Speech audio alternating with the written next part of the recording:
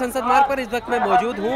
सबसे पहला सवाल मेरा यही होगा, इस रैली के आयोजन को लेकर क्या सवाल है? क्या ये राजनीतिक कोई स्टैंड लेने के लिए की गई है या बहुजन को सशक्त बनाने के लिए की गई है? देखिए, ये रैली जो है ये तो आज से बहुत दिन पहले ही तय था। चुनाव डिक्लेयर होने से पहले भीम आर्मी का यात्रा तय हो चुका था 11 तारीख को सहारनपुर से, और सहारनपुर से वो यात्रा निकली, देवबंद में जब आई उस यात्रा को जबरदस्ती रोका गया। तो राजनीति अगर कोई किया है वो तो रोकने वालों ने किया है। हमारे देश में तो किसी को भी बोलने का आज़ादी है, चाहे चुनाव के समय हो, चुनाव के पहले हो, चुनाव के बाद में हो। तो अगर भीम आर्मी अपना यात्रा निकालना चाहता था, अगर बहुजन के सवाल को सामने लाना चाहता था, उनके यात्रा को क्यों रोका? क्योंकि कहीं ना कहीं वर्तमान सरकार डरती है कि जो भी अगर दलितों का बात करेगा, बहुजन का बात करेगा, अगर जो अत्याचार हो रहे हैं हमारे देश में, जिस तरीके से शब्बीरपुर में गांव जलाया गया, उना में दलितों को पीटा गया है ना, भीमा कोरेगांव में दलितों को पीटा गया, रिजर्वेशन, तो वो चीज़ है। तो यहाँ से यात्रा, यहाँ पे इस तरीके का एकत्रित होना बहुजन समाज का और बड़े लेवल पे यहाँ पर लोग आए हैं अलग अलग राज्यों से, क्या लगता है आपको कि 2019 पे इसका फर्क पड़ेगा? देखिए, 2019 में इस देश का शोषित जनता भाजपा को वोट करने नहीं जा रही है। इस देश के दलित, इस देश के महिलाएं, इस देश के मुसलमान, इस देश के मजदूर, इस देश के किसान और छात्र युवा जो इनको झेले हैं वो नहीं वोट करने जा रहे हैं।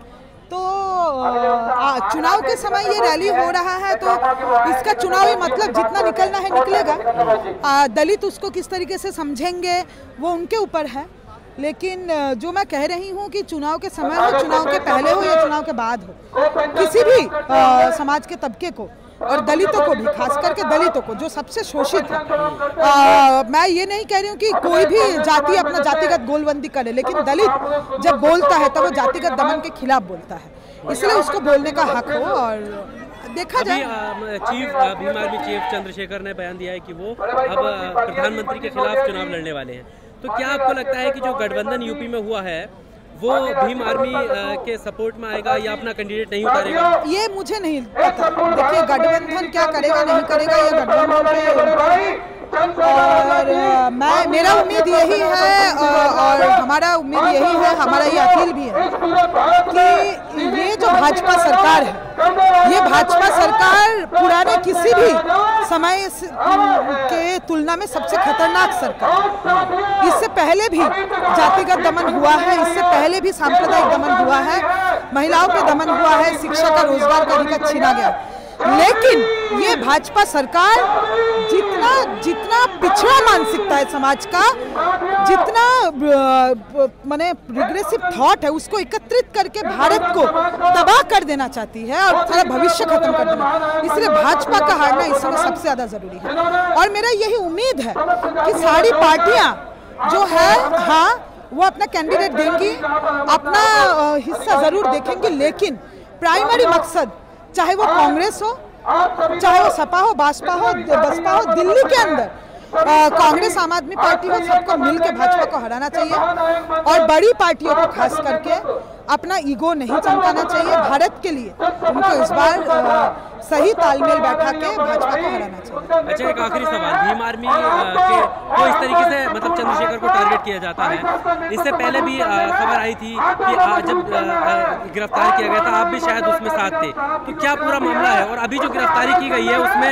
मीडिया में भी ये खबर चलाई गई थी कि उन्होंने रैली की परमिशन नहीं ली है, तो ये किस तरीके का षड्यंत्र है और इसको आप किस तरीके से देखती हैं? देखिए, जैसे मैंने कहा, भीम आर्मी का यात्रा 11 तारीख से तय था सहारनपुर से, और ये तय था चुनाव डिक्लेयर होने से पहले, और भीम आर्मी के पास परमिशन था। परमिशन कैंसिल किया गया, बोला गया कि चुनाव आयोग अब ले लिया है, तो चुनाव आयोग अगर ले लिया है तो उत्तर प्रदेश पुलिस को चुनाव आयोग से पूछना चाहिए था। उत्तर प्रदेश पुलिस है कि जब परमिशन दे दिया गया वो आके रोके, है ना, तो परमिशन पॉलिटिकली कैंसिल किया गया है, ये बात साफ हो जाए।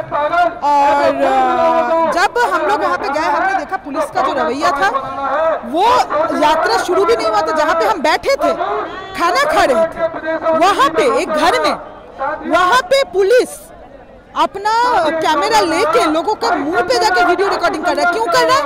यात्रा चल रहा था क्या? चुनाव आ गया है तो क्या तानाशाही आ गया है? हम बैठ के कहीं खा नहीं सकते हैं? हम देवबंद जा नहीं सकते हैं? हम देश के नागरिक हैं। यात्रा आपको नहीं कराना है, आप देखिएगा। लेकिन शुरू से पुलिस का रवैया था। और ये चंद्रशेखर आजाद ने बोला अगर यात्रा रोकेंगे भी तो आप हमको बाइक से जाने दीजिए। उनके बाइक को भी इंडिविजुअली उनको रोका गया। चलिए, शुक्रिया मैम हमारे साथ बात करने के लिए। तो ये सुचिता जो उनके साथ थी जब भीम आर्मी के चीफ चंद्रशेखर को गिरफ्तार किया गया था और वो जो हालात थे उसको ये बयां कर रही थी। कैमरामैन गौरव के साथ आकिल रजा, दिल्ली। अगर अभी तक आपने चैनल को सब्सक्राइब नहीं किया है तो प्लीज़ सब्सक्राइब कीजिए और ताज़ा अपडेट पाने के लिए बेल आइकन को दबाना ना भूलें।